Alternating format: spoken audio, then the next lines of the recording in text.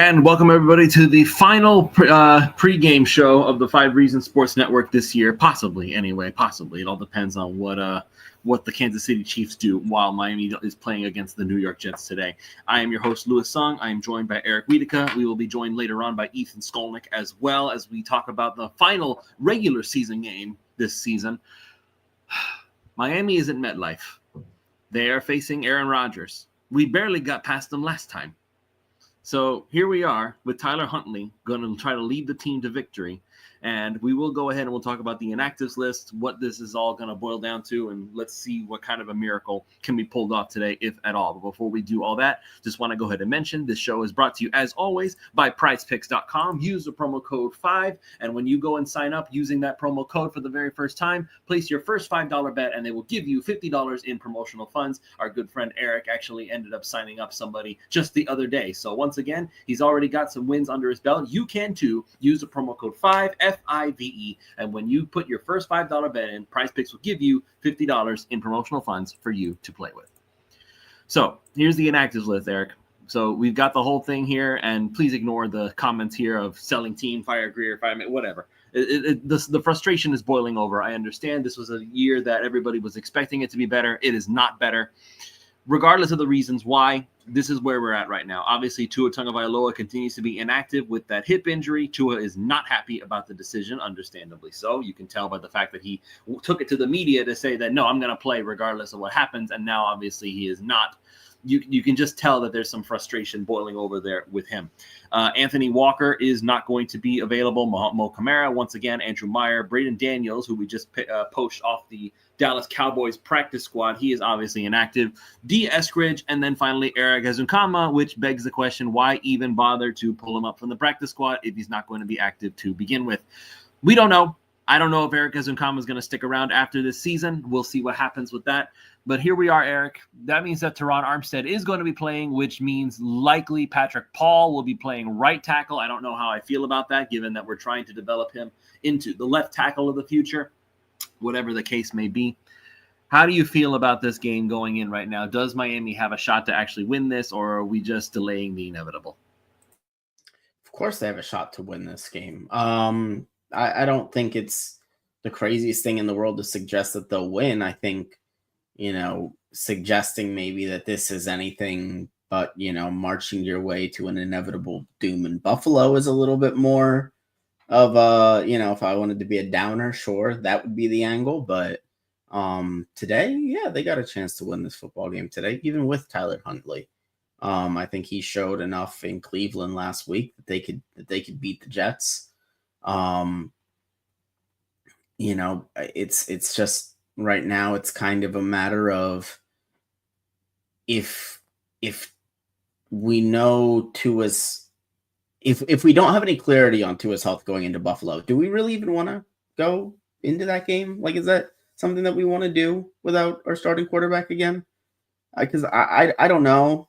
I don't know, man. I'm finding it hard to get fired up because I know that the only chance the Dolphins have in a wild card weekend game is to be fully healthy and ready to go. And I have my doubts as to whether or not that would be the case. I mean, it's obviously a good reason to be doubtful. Just knowing that we're not going to have Tua, it's very unlikely.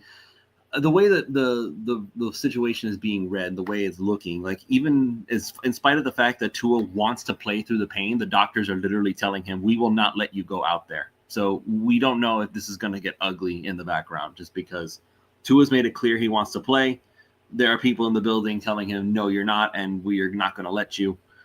If that is in fact the case, like, quite frankly, if they really want to shut this thing down, they would just put Tua on IR again, and that would be the end of the discussion. Wouldn't it not?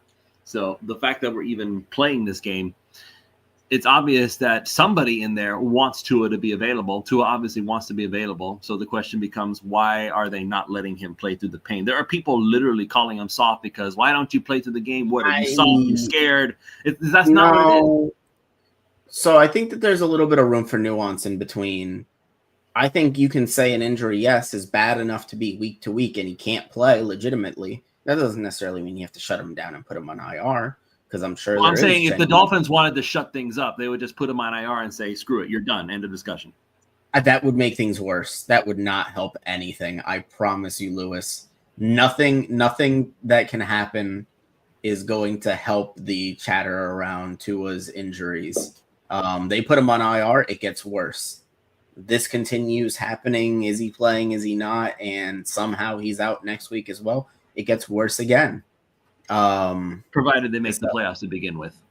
Yeah, right. Unfortunately, I don't see there's a way this particular situation gets better aside from, they miraculously make the playoffs and he's healthy next week and plays great against Buffalo. That's the only thing that really shuts any of that stuff up to me. Ethan, welcoming you to the show. Your thoughts on the whole Tua situation here, just because there's so much going on. There's so much going on behind the scenes. Tua's obviously not happy with the way that he's being treated. And you see I understand that the doctors are trying to make it so that he doesn't end up hurting himself long term. Maybe internally the Dolphins have already said, well, you know what? Listen, this is a wash anyway. We're going to get ready for 2025. If that were the case, again, I would have just put him on IR and said, look, you're done. And that's it. But that would say we're also surrendering. So I understand both sides of it. Where do you stand on all this? And what do you think the best course of action is, provided Miami even makes the playoffs to begin with?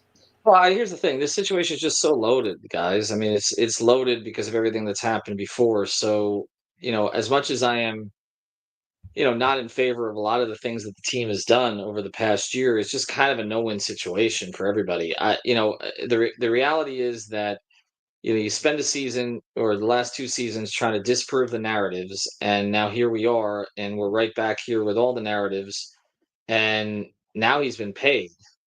And so, now you sort of look back at it and you're like, all right, now I was in favor of extending him because I believe in the player. And then he played 17 games last year. So, that gave you the feeling, okay, maybe we're through this. But at this point, now you have essentially, I think, and it's hard to know without knowing all the medicals and seeing all that, but it seems to me like a team that has basically been raked through the coals on Tua's health in the past. And so it just seems to me like they're always going to lean towards being conservative now with him. Like they kept him out the full 4 weeks, plus the bye, when he could have played earlier this year. If that had happened, they probably win one more game. They don't need this one. So this has all come together, and I don't really see a good way this ends. I'm with Eric on this. I don't, at least this year. You know what I mean? Like they are. First thing, I don't think they're getting in the playoffs. I have a hard time seeing Kansas City winning a game they're not motivated to win. So I don't think it really is going to matter one way or the other what happens against the Jets. But even if they do make the playoffs, I mean, they're just lambs to the slaughter again up in Buffalo. Like we're on this hamster wheel with them. That's it. Like best case scenario for this franchise lately has been go up and play in a cold weather place against a team you're not capable of beating. Like whether it's Baltimore, whether it's Buffalo, it could have been Pittsburgh this year, or whether it's Kansas City. Like this is kind of where they're at, and I think that certain people have done, like Weaver in particular, some on the defense have done a pretty remarkable job of even being in this position. But the overall point is that you can't rely on him to it, and it's unfortunate because I believe he is the right guy from a skill standpoint, and I don't like some of the narratives against him. But if you're not available for what's going to be 6 out of 17, 2 that really matter here at the end, and it's unfortunate. So I don't see him playing again this year because I don't think there's going to be another game beyond this. But if there is, I don't think he's playing in Buffalo either. I think it'll probably be one of these deals where they hold it out to keep the Bills guessing for 3 days, and then we'll find out on the Friday that he's not going to be available. That looks to me like that's where this is headed. If that is in fact the case, then this is where I have to talk about this, because already, even in the comments right now, we're talking about, oh, Tua sucks against good teams and blah, blah, blah. Mm-hmm. Listen, it's not like Tua's the only one who fails against the good teams. The defense doesn't play well against good teams. The running game is bad against good teams. It's all the same game. Now, with that being said, all this talk about his availability and him not being on the field, I keep bringing this back up because it's relevant to the discussion. Joe Burrow has missed only now, I guess, 3 more games less than Tua. He's missed 3 fewer games than Tua. It's just that Burrow's games missed are much more. Tua's games are stretched out. It's like they happen at unregular intervals. With Burrow, it's just like you're out and you're done, and that's it. We'll see you again next year. That's why he's missed so many games. And now Burrow is concussed apparently. So yeah. Count. But that's the thing. It's like, so that would mean that if they make the playoffs, is Burrow going to miss time, or are they going to magically clear him for the next week? That's the thing you have to look into. Is so if they don't clear him, then Burrow suddenly is, he's injury prone. He wasn't available for the Bengals when they need. That's my argument, because if we're going to talk about availability. Fair. Yeah, Lewis, it's fair. It's fair because, again, this guy played 17 games last year. Like, how many quarterbacks were there in the NFL who did that? 8, 9, something? Okay, not even that many, right. So I get it, and it's unfortunate because I thought we were past this. It's just that all of these, and yes, other quarterbacks, they don't get dinged the way that he does for not playing. And then all the superhuman quarterbacks somehow managed to play all the games. And even then, Lamar Jackson, who isn't himself a superhuman, he's missed a lot of games too. That's why we know Tyler Huntley is a good backup for him, because he's missed games. Well, when 72 undefeated saying Burrow is being a good team, again, that's a different argument. I understand that. I'm with Lewis in the fact that the whole team is shit the bed against good teams. Okay, Tua has had a couple of unfortunate performances against big games that stand out. He's also had good games, and it's not been enough. Right. Okay, so it's not just him. Okay, there are things that need to be done to this offense, to this team. Coaching staff needs, if McDaniel's back, which I expect him to be, needs to completely reevaluate a lot of the things that they do on the offensive side. No question about that. Tyreek's had a shitty year for the most part. Also, that needs to be discussed. The running game totally backslid this year. I know that's something that all of us have talked about. I know Eric and that's also offensive line.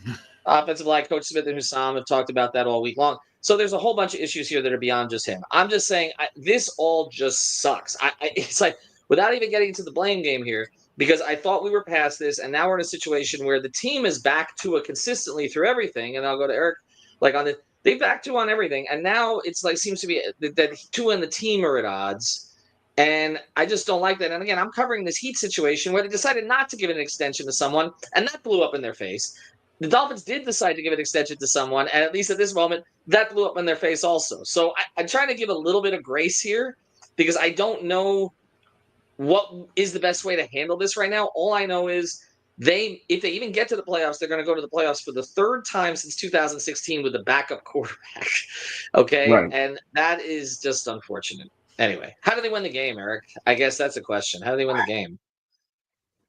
I mean, really, they win the game the way that they've won games plenty of times this year when they're playing against substandard offenses, and that's through their defense. Calais Campbell and Zach Sealer and Chop Robinson making plays. Maybe Tyrell Dodson builds off of what you saw last week. I think it's defense and it's running the football. This is a Jets team that is, at least for all intents and purposes, pretty much mailed it in this year. I can't imagine the guys are excited to rally around Aaron Rodgers at this point. I think that if the Dolphins win, it's going to be another, relatively low scoring game. Tyler Huntley maybe plays another efficient, all you can ask for out of him is just be efficient, mistake free. Don't get behind the sticks. And if they do that, they should be okay in this game. They're good enough to beat the Jets in the world, Well, I mean, it does seem like the Jets have mailed it in. There's no question. I mean, you look at some of the comments. Let me go to this. Lewis, your views on this as we go to Prize Picks here. Use the code 5, and you put down 5. You get $50 to play. Pass yards on Huntley, I'm sorry. What is he at here? 183.5. What do you think? Looking for Tyler Huntley here. So 183.5. Honestly, I would take the under. I really would. Yeah. I don't foresee them throwing the ball a lot. I foresee this. If anything happens, it's either going to be a low-scoring game, the Dolphins win, or I think they're going to lose. I really do. I think they're going to lose because at the end of the day, the Jets have Aaron Rodgers. They want to play spoiler. They're at home at MetLife. They would love nothing more than to shut down Igor and the MetLife takeover and just make them miserable the whole game long. They're thinking of Igor. Here was my play. I think this is an HN game. I just think that they're going to lean on him. I know he's only gone over this number once in the last 5, but 78.5 rushing receiving yards today. I'm gonna play that one. I think, and I can see only one of the last 5. He was close to it the 3 previous. Last week he didn't do that much, but I would just say they're gonna throw screens. They're gonna get the ball in his hands. He needs to break 1 or 2.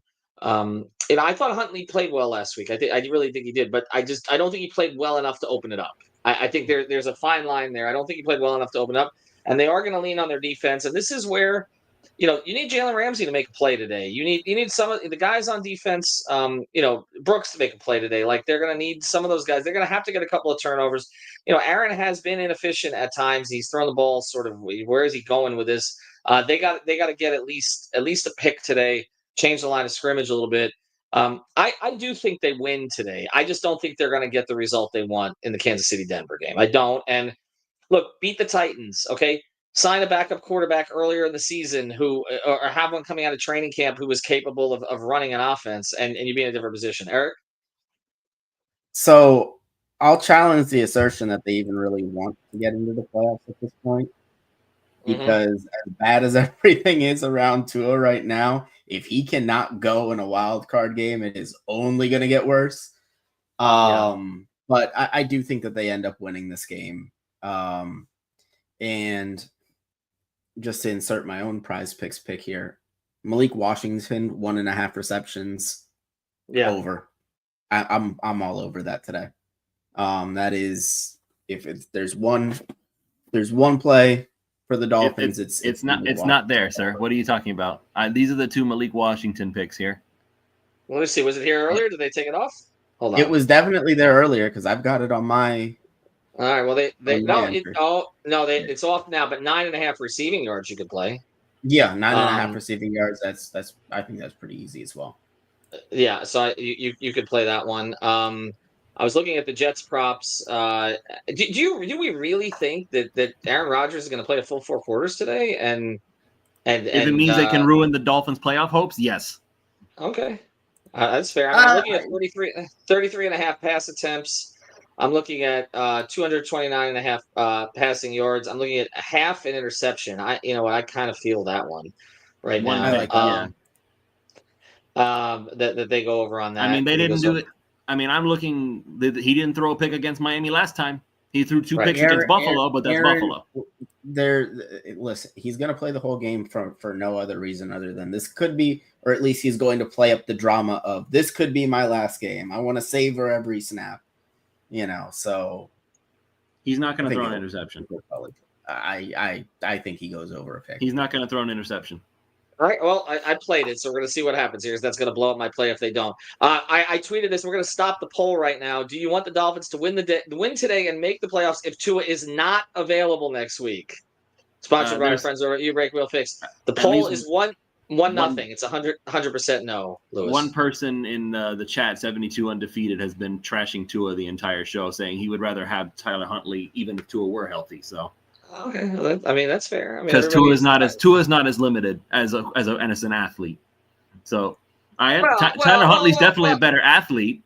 But Lewis, I mean, I can see the logic to a certain degree. If you're going to go up to Buffalo, it's going to be snowing and broken plays and all that kind of stuff. But I mean, come on. I mean, are we really saying that Huntley is? I mean, is anybody projecting Huntley to challenge Tua in training camp or anything? I mean, Tyler Huntley offers more as a running quarterback. Which is exactly this is exactly what I was talking about on Pulse earlier this week, is that they don't want a quarterback. They want a running back who happens to be able to throw. Because I'm looking at highlights right now, and it's filled with quarterbacks taking off like a shot and running for touchdowns all on their own. Mariota did it. You got Jaden Daniels running around. You got these guys over here on the highlight reel running for touchdowns. They want the quarterback who's going to do it all themselves. Baker Mayfield has taken off and run a few times in this game. They want that guy. Tua doesn't do that. In fact, every time Tua's gotten hurt, it's because he's trying to do that. So they don't want the Drew Brees guy anymore. The Drew Brees era has ended. They want the Lamar Jackson. Well, let me give you the results of this poll. So right now we're through 100 votes roughly, and it's 60% would want the Heat. Sorry, I'm so the Dolphins. It's been a long ass week. Okay, they would want the Dolphins to make the playoffs. 60% would want them to make the Dolphins to make the playoffs in that scenario, and 40%. That's a lot. 40% say no. And this tweet comes back: Tua availability affects nothing because if we make the playoffs, if Tua is the quarterback, we are losing, and if Tyler is the quarterback, we are losing. If they win this game and make the playoffs and are going up to Buffalo, and let's say Tua is playing, what would you say, 10.5-point dog? Tua is playing. It doesn't matter. Because it's more than just Tua. I think it probably hovers around a touchdown. I think you got to at least respect that they played a close game about a month and a half back. No, I'm not calling it a close game. No, Buffalo would absolutely blow the roof off of us. Absolutely. No, that's not. I'm saying you have to respect that the last game in Buffalo was close. I don't respect it. I don't respect it though. I fully expect the Buffalo Bills to torment the Dolphins completely. And it has nothing to do with whether it's Tua, whether it's Huntley. Right. It has everything to do with the trenches and the lack thereof. That's my mindset. I'll say this. I'll say this, and I know people get on you. You have been consistent on that. You've been consistent on that since last year, and it was specifically tied to the Buffalo matchup. And that is the most disappointing thing for me this season. Not just that Greer didn't get a backup quarterback who could have steered them through what ended up happening until, again, Huntley sort of got his legs under him and now has become at least serviceable. Okay. The biggest disappointment for me is that the gap between Buffalo and Miami got wider, even while Buffalo had to remake virtually their entire defense, and their number one receiver. And I know he was pouting, but their number one receiver was cleared out. And yet still there goes Baker again. It was in there place. He goes. That's like a 30-40 yard run he just did just now. That's what people want. They want Tyler Huntley to do that stuff, and Tua won't do it. He just can't. That's exactly what I'm talking about. I need the passing yards from him, not the I need the passing yards from him. But I'm taking the Dolphins today as we close this up because I know you guys have been here long enough. I'm taking the Dolphins today. I do think they win the game. I think the disappointment comes from the other matchup. I just don't see the motivation for Kansas City today. I don't. This is just get out of this thing healthy. I looked back at some of these games. I know Joe Shad did a piece on this. It's like 85% of the time these teams don't win these games. The team that has everything clinched, and I just don't see it. And I know Denver is not perfect. Knicks is a rookie, could make mistakes there, but I think the Dolphins win a tight game, but I don't think it goes well for them on the other side. Lewis, you're saying they lose, right? I am saying that the Dolphins lose, yes. Okay. I got 17-13 Miami. Okay. But they don't make it. No. Okay. Let's put it this way. Miami losing gives them a better draft pick, so it'll be a lot more fun to do mock drafts that way. We can start doing that tomorrow. And by the way, Eric, I'm not doing your website anymore. I don't get to pick 17 players in one draft with just one trade. That just doesn't happen. All right. Lewis will be in a better mood after this game, I'm sure. We can start talking about draft choices. Prize Picks. Use the code 5. Get in. Get $50 to play right away. We'll be back post-game. Try to enjoy this. Try.